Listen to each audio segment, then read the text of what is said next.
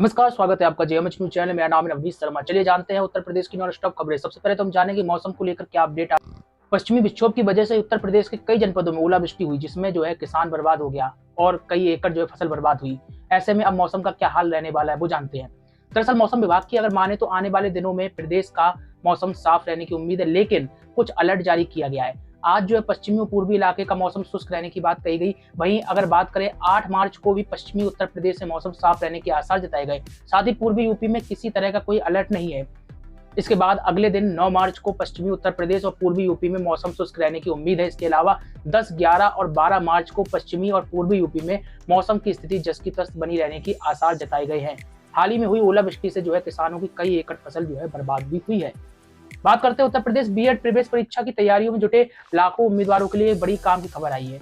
उत्तर प्रदेश राज्य के सरकारी और प्राइवेट बीएड कॉलेजों में संचालित होने वाले 2 वर्षीय बीएड कोर्सेज में इस साल दाखिले के लिए आयोजित की जाने वाली उत्तर प्रदेश बीएड संयुक्त प्रवेश परीक्षा 2024 में सम्मिलित होने के लिए जरूरी पंजीकरण की आखिरी तारीख बढ़ा दी गई है। इस साल इस प्रवेश परीक्षा का आयोजन कर रहे बुंदेलखंड विश्वविद्यालय यानी कि बीयू ने यूपी बीएड प्रवेश परीक्षा के लिए आवेदन की आखिरी तारीख को बढ़ाकर 31 मार्च 2024 कर दिया है। आगे बढ़ने से पहले चैनल को सब्सक्राइब कर लें, लाइक और शेयर करना मत भूलें। बात कर लेते हैं उत्तर प्रदेश में अवैध मदरसों की जांच कर रही एसआईटी ने योगी सरकार को अपनी रिपोर्ट सौंप दी है। एसआईटी ने करीब 13,000 मदरसों को बंद करने की सिफारिश की है। जांच में ये पाया गया है जो मदरसे अवैध हैं उनमें से ज्यादातर नेपाल सीमा पर स्थित हैं। एसआईटी ने रिपोर्ट में दावा किया है कि इन मदरसों का निर्माण पिछले 2 दशकों में खाड़ी देशों से प्राप्त पैसा यानी कि धन से किया गया है। एसआईटी ने जिन 13,000 मदरसों को बंद करने की सिफारिश की है उनमें से ज्यादातर नेपाल सीमा से लगे महाराजगंज, श्रावस्ती, बहराइच समेत 7 जनपदों में है। हर एक सीमावर्ती जनपद में ऐसे मदरसों की संख्या 500 बताई जा रही है। चलिए बात कर लेते हैं यूपी में लोकसभा चुनाव को लेकर राजनीतिक पार्टियों की गतिविधि अब तेज हो गई है, तैयारियां भी तेज हो रही हैं। समाजवादी पार्टी के बाद अब भारतीय जनता पार्टी ने उत्तर प्रदेश की 51 लोकसभा सीटों के लिए उम्मीदवारों की जो पहली लिस्ट है उसको जारी कर चुकी है। अब बची हुई अन्य सीटों के लिए पार्टी जल्दी प्रत्याशियों के नामों का ऐलान कर सकती है। उत्तर प्रदेश कोर कमेटी की बैठक में प्रस्तावित नामों पर मंथन चल रहा है। जल्दी पैनल अंतिम रूप दे देगा। बात कर लेते हैं उत्तर प्रदेश पुलिस सिपाही भर्ती का पेपर आउट करवाने वाले गैंग के 7 और सदस्यों को एसटीएफ ने बुधवार को गिरफ्तार किया है। आपको बता दें 6 को मेरठ और 1 को दिल्ली से दबोचा गया। दिल्ली से पकड़ा गया आरोपी वायुसेना का बर्खास्त एयरमैन है। पूछताछ में सामने आया कि 17 फरवरी को ही 18 फरवरी की दूसरी पाली का पेपर साहिल के मोबाइल पर आ गया था। यह पेपर उसे नवीन ने भेजा था। जांच में सामने आया कि हरियाणा निवासी गैंग के सदस्य प्रवेश प्रधान को एक शख्स ने सबसे पहले पेपर भेजा था।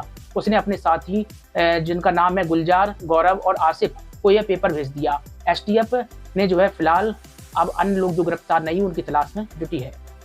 बात कर लेते हैं पिछले 2 साल में प्राकृतिक आपदा से क्षतिग्रस्त हुई फसलों पर दिए जाने वाले मुआवजे से छोटे किसानों को उत्तर प्रदेश के मुख्यमंत्री योगी आदित्यनाथ ने बड़ी राहत मुहैया कराई है। 52 जनपदों के इन किसानों के लिए 83 करोड़ रुपए से अधिक का मुआवजा राशि योगी सरकार द्वारा जारी किया गया है।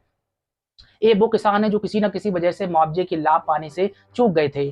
जानकारी मिली है कि ऐसे किसानों को सीएम योगी ने तुरंत मुआवजा देने का निर्देश जारी कर दिया है, जिस पर प्राथमिकता के आधार पर कार्रवाई तय होगी। राहत आयुक्त ने जानकारी दी है। चलिए बात कर लेते हैं इलाहाबाद हाईकोर्ट में मथुरा की शाही ईदगाह मस्जिद की सीढ़ियों के पास स्थित कृष्ण कूप की नियमित पूजा की मांग को लेकर अर्जी दाखिल कर दी है। जानकारी मिल रही है कि होली के बसोड़ा पर इसकी विशेष पूजा अर्चना होती आई है। यह पूजा जमाने से चली आ रही है, लेकिन इसमें मुस्लिम पक्ष की ओर से अनावश्यक आपत्ति की जा रही है।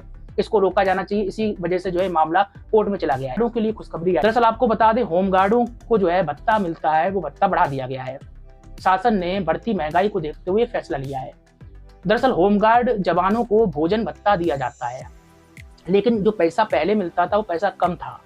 अब एक खुशखबरी है। मुख्यमंत्री योगी आदित्यनाथ के निर्देश पर कैबिनेट ने होमगार्ड जवानों का भोजन भत्ता 30 रुपए से बढ़ाकर 120 रुपए किए जाने के प्रस्ताव को स्वीकृति दी है। होमगार्ड मुख्यालय ने यह प्रस्ताव शासन को भेजा था और इसके लिए लगातार पैरवी की जा रही थी। चलिए बात कर लेते हैं केंद्रीय मंत्री पीयूष गोयल ने एक बड़ा बयान दिया है। उन्होंने कहा है कि यदि जूट और कपास के बाजार दाम न्यूनतम समर्थन मूल्य एमएसपी से नीचे आते हैं तो सरकार किसानों से उनकी फसल खरीदने को तैयार है। केंद्रीय कपड़ा उपभोक्ता मामले और खाद्य एवं सार्वजनिक वितरण विभाग तथा वाणिज्य एवं उद्योग मंत्री ने जो है बुधवार को एक बयान दिया है, जिसमें हम आपको बता दें केंद्र सरकार जो है जूट और कपास के उत्पादन को बढ़ाने की दिशा में काम कर रही है और विदेशी निर्यात के लिए कृषि के दृष्टिकोण को पूरा करने के लिए गुणवत्ता वाले जो है बीज और उर्वरक उपलब्ध कराने को लेकर भी तैयारी की जा रही है। जाते जाते एक और अपडेट जान लेते हैं। प्रधानमंत्री मोदी ने जो है आपको बता दें बिहार में हजारों करोड़ की सौगात दी है। बिहार के मोतिहारी में LPG प्लांट लगाने का शिलान्यास कर पाइपलाइन के माध्यम से गैस आपूर्ति का भी रास्ता खोल दिया। मोतिहारी में गैस प्लांट लगने से पूर्वी चंपारण के साथ ही पश्चिमी चंपारण, गोपालगंज, सीवान, सीतामढ़ी, शिवहर सहित जो है उत्तर प्रदेश के कुशीनगर एवं देवरिया जनपद में रसोई गैस की आपूर्ति आसानी से हो पाएगी। चलिए बात कर लेते हैं। अभी आपको हाल ही में जो है सोशल मीडिया प्लेटफॉर्म इंस्टाग्राम और फेसबुक पर आपको एक बड़ी दिक्कत का सामना करना पड़ा होगा। फेसबुक इंस्टाग्राम अकाउंट अचानक जो है लॉग आउट हो गए। हालांकि करीब जो है कुछ घंटों बाद फेसबुक फिर से शुरू हो गया, लेकिन इंस्टाग्राम में परेशानी बनी रही। इस मामले पर जो है पेरेंट कंपनी मेटा ने बयान जारी किया, जो हम आपको दिखा रहे हैं, और उन्होंने स्वीकार किया कि हाँ गलती हुई है और काम कर रहे हैं। हालांकि अब जो है व्यवस्था बहाल कर दी गई है। बात करते हैं लोकसभा चुनाव से पहले उत्तर प्रदेश के लिए कानून व्यवस्था बनाए रखना एक बड़ी जिम्मेदारी है। इसी बीच उत्तर प्रदेश पुलिस के महानिदेशक प्रशांत कुमार ने बयान जारी किया है। उन्होंने कहा है कि उत्तर प्रदेश की पुलिस पूरी तरीके से तैयार है। प्रदेश में कानून व्यवस्था बिगड़ने नहीं दी जाएगी। कानून व्यवस्था दुरुस्त रखने के लिए हमारे पास डंडा भी है और डेटाबेस भी है। वहीं धर्मगुरुओं, समाज के सम्मानित लोगों से भी पुलिस की वार्ता जारी है। और इसी के साथ ही जो है DGP ने कहा है कि हमारा मानना है कि वार्ता से हर समस्या का समाधान संभव है। वहीं अपराधियों की संपत्तियों की जब्ती पर अधिकारी ने कहा है कि संपत्ति जब्त करने का कानून पुराना है, लेकिन उसका प्रभावी इस्तेमाल अब हो पा रहा है। चलिए, ये तो बड़ा बयान था DGP उत्तर प्रदेश शासन में है। ये लगातार बने रहिए। कोई प्रतिक्रिया चैनल के कमेंट बॉक्स में रखिए। सब्सक्राइब नहीं किया तो करें, लाइक और शेयर करना मत भूलिए। नमस्कार।